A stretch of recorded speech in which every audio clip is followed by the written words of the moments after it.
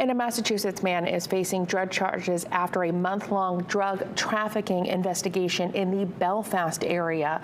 31-year-old Juan Antonio Arias Almonte is charged with aggravated trafficking of scheduled drugs. The main drug enforcement agency says they learned a man was traveling to the Belfast area and selling a substantial amount of illegal narcotics.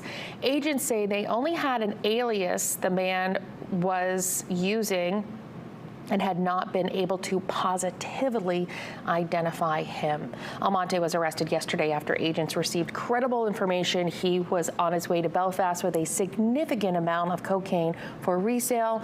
And after searching his car, agents say they found 170 grams of cocaine with an estimated street value of $17,000.